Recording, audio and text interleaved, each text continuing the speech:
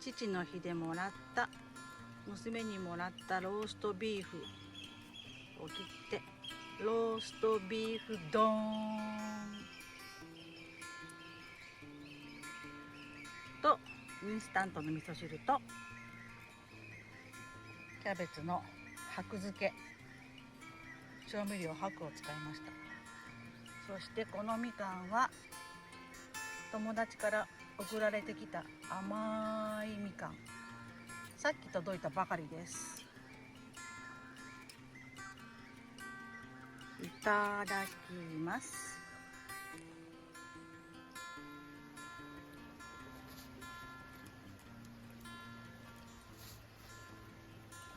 どうぞ。